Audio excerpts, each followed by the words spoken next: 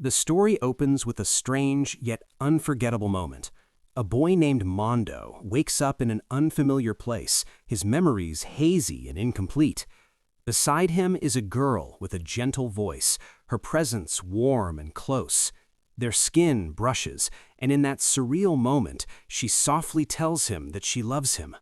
For Mondo, it feels like the happiest moment of his life, but something about it doesn't feel right.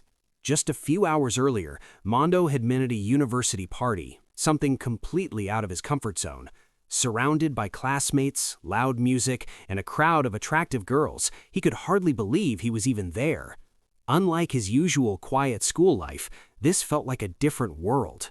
For once, he dared to dream about getting closer to girls, maybe even finding a girlfriend. In his excitement, he set himself a bold goal: to become friends with as many girls as possible. While lost in those thoughts, his moment of fantasy suddenly becomes reality. A girl approaches him and asks if the seat next to him is free. Mondo is stunned, but quickly agrees. As he looks at her properly, his shock only deepens. Sitting beside him is Tatsumi Gahara, the most popular girl in the entire university. She's the kind of girl he had only ever seen on screens, not someone he'd expect to meet in real life, let alone sit next to him. Her beauty leaves him completely mesmerized, and his mind begins to wander as he struggles to stay calm. Then, unexpectedly, Tatsumi Gahara speaks again. She asks him for a favor, something secret, and gently invites him to follow her. Confused but excited, Mondo looks around, wondering if she's really talking to him. When she confirms it and even takes his hand to reassure him, his face turns bright red. In that moment, he becomes convinced that his luck has finally changed, that this might be the beginning of something special. Without hesitation, he follows her. The two of them end up at a quieter bar where they share a few drinks. Mondo feels like he's living in a dream, sitting beside someone like her. But as time passes, something starts to feel off. His body grows heavy, and an overwhelming drowsiness takes over him. Struggling to stay awake, he mentions how tired he suddenly feels. Tatsumi Gahara simply smiles, a strange, knowing smile. And that is the last thing Mondo remembers before everything fades to black, leading back to that mysterious moment where he wakes up lying beside her. Mondo suddenly jolts awake, finding himself lying on a bed in a place he doesn't recognize. Panic sets in as he quickly realizes something is very wrong. His body feels restrained, and within seconds, it clicks in his mind. Tatsumi Gahara must have put something in his drink back at the bar. Fear takes over. He looks at her and nervously asks what she plans to do with him. But instead of answering, Tatsumi Gahara tilts her head in confusion, claiming she has no idea what he's talking about. That only makes things worse. Mondo raises his voice, demanding to know why he's been chained up. He tells her he doesn't want any part of this and just wants to go home. Hearing that, Tatsumi Gahara's expression suddenly shifts. Her eyes fill with tears and her voice trembles as she calls him a liar. Then, without warning, she pulls out a strange object, her favorite torture stick. Holding it tightly, she steps closer and questions him again, asking if he's really lying and whether he agrees that the two of them are now boyfriend and girlfriend. Mondo freezes. Terrified and with no way out, he hesitates, but the pressure is too much. Left with no real choice, he finally gives in and agrees. Instantly, Tatsumi Gahara's entire mood changes. The tears vanished, replaced by a bright, satisfied smile. She happily accepts his answer, as if nothing strange had happened at all. Mondo, however, is shaken to his core. He can't believe that the most popular girl at his university has such a terrifying side. Deep down, he realizes that if he doesn't find a way out soon, he's in serious danger. Just then, the door suddenly opens. Another girl walks in carrying food. This only adds to Mondo's confusion. He stares at her, wondering why someone else is here. Tatsumi Gahara casually greets her, calling her Midori-chan, and asks if she's in charge of today's meal. Now Mondo is even more puzzled. Midori doesn't seem like a simple maid, so who is she? A friend? An accomplice? Before he can figure it out, Tatsumigahara suddenly checks her phone and reacts with surprise. She mutters that she's going to be late. Acting as if everything is completely normal, she waves goodbye to Mondo, saying she's heading to class and reminding him not to forget to eat. And just like that, she leaves. The room falls silent. Mondo glances at the food Midori brought, but something catches his attention, a letter placed beside it. He looks up at Midori, and she quietly meets his gaze. After finishing his meal, he carefully opens the letter. Inside, there's a message. It tells him to obey whatever Tatsumigahara says, and promises that one day Midori will help him escape. Mondo's mind races. He doesn't know if he can trust her, but in his current situation, he doesn't have many options. After a moment of hesitation, he makes a decision. He hides the letter between some books, choosing for now to put his faith in Midori-chan. That evening, Mondo is still tied to the bed, drifting in and out of uneasy thoughts. He isn't even sure if he managed to sleep properly. Just as he's trying to process everything, the door opens, and Tatsumigahara returns. Before he can react, she's suddenly right beside him, leaning in close, staring at him like he's something irresistible. In a soft voice, she asks if he slept well, calling his name as she moves even closer, clearly hinting at something more. Mondo's heart starts racing. But just as the situation becomes too intense, his stomach suddenly growls out loud, completely breaking the moment. He freezes, then quietly feels a wave of relief. Tatsumigahara pauses, then unexpectedly smiles. Standing up cheerfully, she says she'll be feeding him. Mondo's caught off guard by her sudden shift in mood and thanks her, still confused. She happily adds that she'll be taking care of him tonight. Mondo can't believe she isn't upset after what just happened. She brings out his favorite food, meat and potatoes, and begins feeding him herself. As she gently offers each bite, she asks if it tastes good. Mondo nods, admitting that it does, and she beams with satisfaction. For a brief moment, everything feels strangely normal. Mondo can't help but think how perfect this situation would be if he wasn't chained up. After finishing the meal, he thanks her sincerely. Tatsumigahara looks pleased, happy that he enjoyed everything. Even Mondo has to admit the food was genuinely delicious. But the calm doesn't last. With a soft smile, she suddenly mentions wanting to move on to the next step. Mondo tenses up immediately. He asks what she means, but instead of answering directly, she steps closer again, this time holding a towel. With a gentle tone, she explains that she's going to clean his body. Mondo is stunned. He quickly tries to stop her, insisting that it's not necessary, but she completely ignores him. She begins wiping him down, teasing him lightly as she notices his flustered reaction.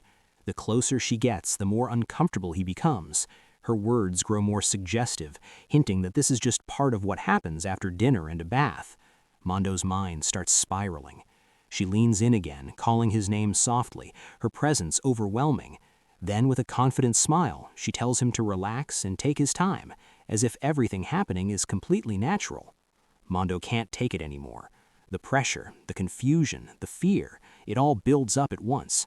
When she moves even closer, asking if he agrees with her, he finally snaps. Grabbing her arms, he desperately shouts that he doesn't want any of this. The room goes silent. In an instant, Tatsumigahara's expression changes. Her gentle smile disappears, replaced by a cold, chilling glare. Mondo feels his entire body freeze.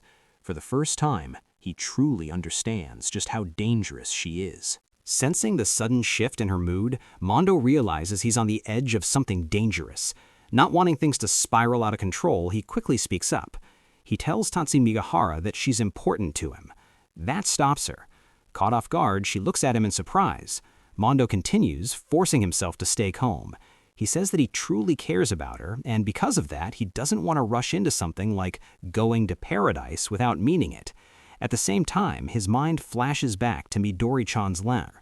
If what she said is true, then his only chance of survival is to keep Tatsumigahara satisfied, at least until he finds a way to escape.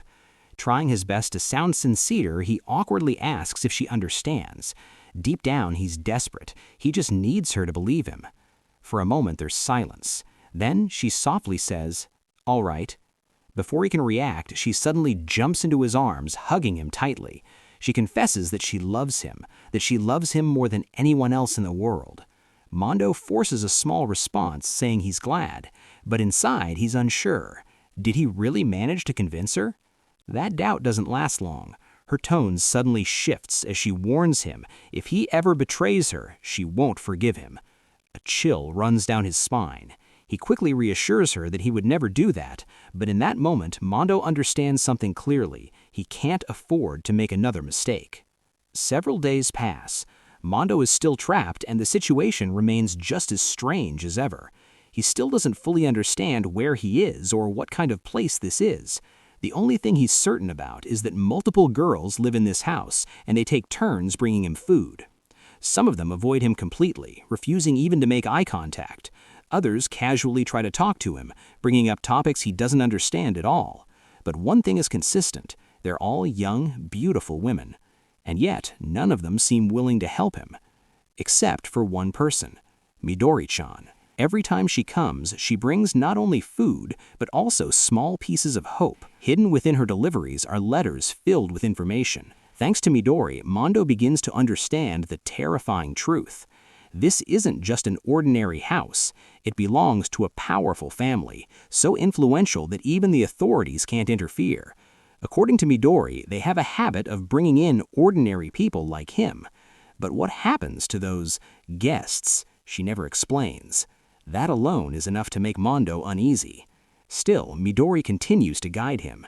In one of her letters, she finally reveals something crucial: the location of the key to his handcuffs. At first, Mondo didn't realize it, but now it makes sense. The key is something Tatsumigahara always carries with her. He instinctively tries pulling at the cuffs, wondering if brute force could work, but quickly stops himself. It's too risky. One wrong move could ruin everything. Then one day, Midori delivers another letter. This time, the message is clear. Everything is ready for his escape. All that's left is for him to do his part and not fail. Mondo tightens his resolve. He doesn't know much about Midori, and he doesn't even know if he can fully trust her. But right now, none of that matters, because to him, she's his only chance of getting out alive. At last, the long-awaited day arrives. Mondo receives a letter. Midori-chan's message is clear. Everything is ready. They're escaping tonight. A mix of hope and anxiety floods his chest. He can only pray that Midori is safe, that nothing has gone wrong. But as time passes, his head begins to ache, and a wave of dizziness hits him. The tension is almost unbearable. Then, the door opens. "Midori-chan?" he calls out. But the moment he looks up, his heart sinks. It's Tatsumigahara. With a cold expression, she tells him it's a pity Midori won't be coming anymore. Her voice carries a quiet anger as she reminds him of her warning, that she would never forgive him if he betrayed her. In her hand is that same stick. This time, her emotions are completely unrestrained. Tears stream down her face, but her eyes burn with rage. Mondo's mind races.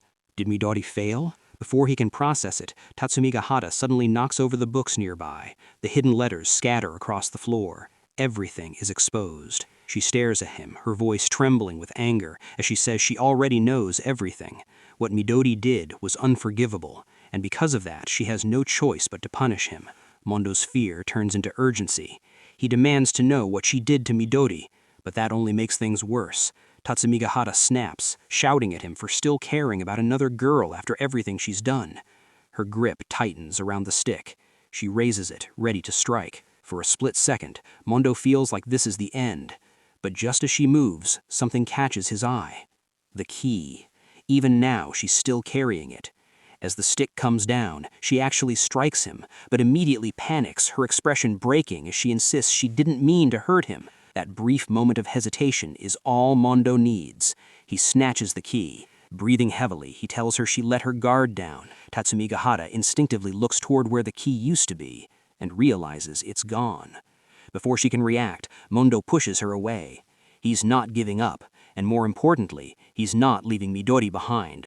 Just then, the door bursts open. Midori-chan rushes in, tears streaming down her face. The moment Mondo sees her, relief washes over him. She apologizes, saying she failed, but promises that this time she'll help him escape no matter what. Mondo shakes his head, telling her it's okay. What matters is that she's safe. There's no more time to waste. He urges her to move, and together they prepare to leave, while Tatsumigahara watches in stunned silence. As they reach the door, her composure finally breaks. She begs him not to go. Her voice cracks as she cries, asking him to stay with her. Mondo hesitates for a brief moment, not knowing what awaits him outside. But one thing is certain. As long as he's with Midori-chan, he has a chance. Without looking back, he steps forward, believing that this nightmare will finally come to an end, and that somewhere ahead, a brighter future is waiting for him. Just as Mondo and Midori are about to escape, his body suddenly gives out. He collapses to the ground. Midori-chan panics, rushing to his side as he lies there, bleeding. But strangely, Mondo smiles. His vision fades, and everything goes dark. When he opens his eyes again, he's disoriented. Where am I? The first face he sees is Midori-chan. Relief washes over her expression as she realizes he's finally awake. She tells him he's been unconscious the entire day and that she was worried sick. Mondo quietly apologizes. For a brief moment, he believes it's finally over, that the nightmare has ended. Trying to comfort her, he gently pats her head. But then he notices something. The bed, the restraints, the chains. His heart drops. He looks down, confused and alarmed, asking what's going on. Midori-chan smiles. A calm, almost satisfied smile. She tells him that everything went exactly as planned. The medicine she mixed into his food worked perfectly, and now she is the one holding the key to his handcuffs. Mondo freezes. Fragments of memory rush back. The headache, the dizziness, the weakness he felt earlier. It wasn't stress. It was her. Before he can even react, the door suddenly bursts open. Voices flood the room. Angry, desperate, accusing. Someone shouts that Midori stole their beloved. More voices follow. Arguing, blaming, talking over one another. Mondo quickly realizes the truth. This house isn't just a few girls, it's an entire family. Sisters, and even a mother. Among the chaos, Tatsumigahara's voice stands out. She declares that she won't lose next time and tells Mondo to wait and see. The tension in the room is overwhelming. Then, unexpectedly, Midori speaks. She calmly tells everyone to leave. One by one, the voices fade, until the room is silent again. Now, it's just the two of them. Mondo's thoughts spiral. He finally understands one thing. It was never over. This wasn't an escape. It was just another layer of the same nightmare. Midori steps closer, her gaze fixed entirely on him.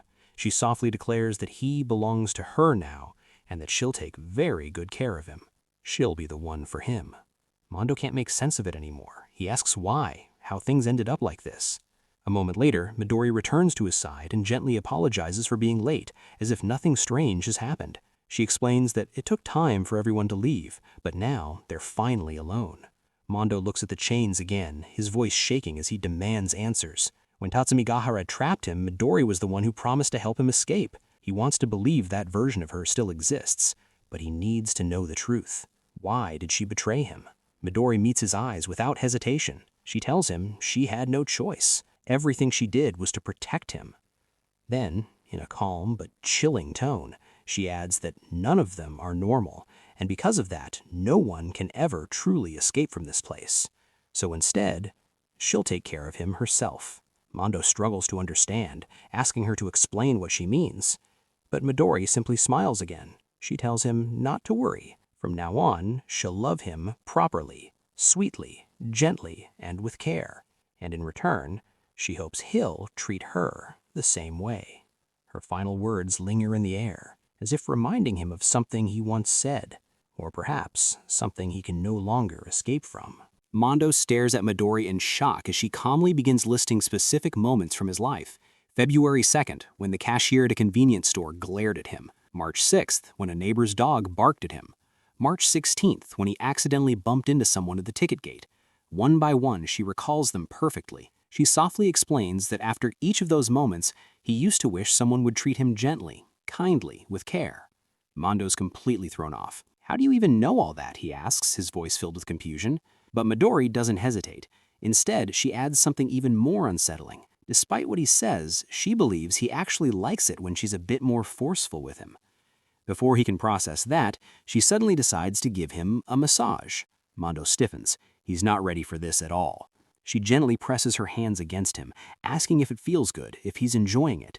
Then, almost playfully, she suggests they should have even more fun. Mondo calls her name, trying to stop her, but she leans in closer, teasing him, asking if he likes being treated that way, even going as far as asking where she wants her to step. The pressure becomes overwhelming. Mondo's mind is racing. These people casually abduct others and act like this is normal. It's terrifying. He feels trapped between two choices: endure everything or resist and risk making things worse. Then Midori notices he's gone quiet. She pauses and asks what's wrong, wondering if her massage wasn't good enough. That's when Mondo finally snaps and tells her to back off immediately. Instead of stopping, she tries to take things even further. "Wait," he blurts out quickly, panicking. Thinking fast, he says he needs to use the toilet. Midori looks at him silently for a moment, studying his face, then calmly asks if he really needs to go. Nervously, Mondo insists he can't hold it anymore. After a brief pause, she sighs and says there's no helping it. As she puts on her shoes, Mondo feels a small sense of relief. Maybe this is his chance. Maybe he can figure out a way to undo the chains. But that hope disappears instantly. Midori reaches under the bed and pulls something out. "That's the toilet," she says casually. Mondo freezes, staring in disbelief. He can't even process what he's looking at. She matter-of-factly explains it and begins preparing it for him. Embarrassed, he tries to stop her, saying he'll be fine, but she reassures him, even mentioning she has nursing experience and won't look if that's what worries him. He tries to explain that's not the point, but she's already moving forward. Before he can resist, she sets everything up. Mondo feels completely humiliated. The situation is far beyond anything he imagined.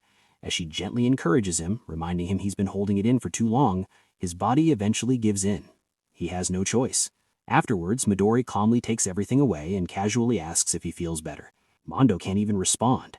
He's overwhelmed with embarrassment, wishing he could just disappear. As if nothing unusual happened, Midori then mentions that it's already late and they can talk more tomorrow. Mondo, still shaken, asks what she's doing next. She explains it simply. She's putting him in a diaper just in case he needs it again when she's not around.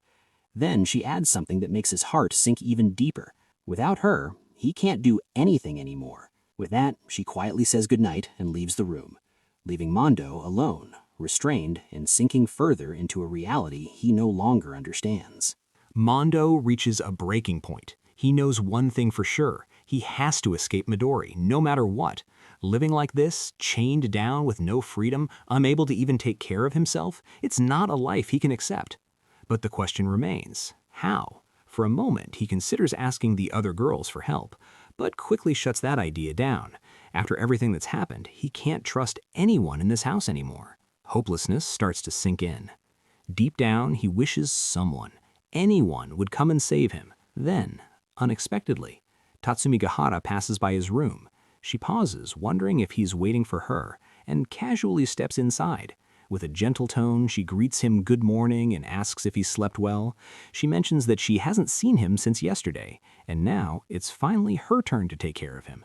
As if nothing is wrong, she presents his breakfast, grilled salted salmon, claiming it's his favorite. Mondo can only stare in disbelief.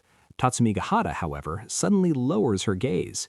She admits she doesn't understand how things ended up like this, and even apologizes for how she treated him at the beginning, saying she was wrong to look down on him. Her sincerity only makes things more confusing. Mondo can't hold back anymore. He questions what they're trying to achieve, why they're trapping people like toys. That's when Tatsumi Gahara finally reveals something important. This is a game between sisters. There are 5 of them, all competing over him. She doesn't explain all the rules, saying those are a secret, but she makes one thing very clear: he cannot escape this game. Then, leaning closer, she offers him a strange piece of advice. If he wants to change his situation, he should do what he did before, run away from her, and then come back. She promises this time she won't hurt him like before. Instead, they can play however he wants, and no matter what happens, she'll be waiting for him. Before leaving, she adds one final detail. Midori is easily swayed, so he should remember that. And just like that, she's gone. Mondo is left alone again, but now his thoughts are even more tangled. Instead of answers, he has even more questions. Is Tatsumi Gahara telling the truth, or is this just another trap? He replays everything in his mind, especially the moment he escaped before. The risk he took, lunging forward despite the danger, just to grab the key. The key, now it's with Midori. If this really is a game, then that key might not just be a tool. It could be something much more important. Mondo begins to think differently. If there's a game, then there must be rules. And if there are rules, then there might be a way to win. For the first time since being trapped, a small spark of strategy forms in his mind. He doesn't know the rules yet, but somehow he has to figure them out.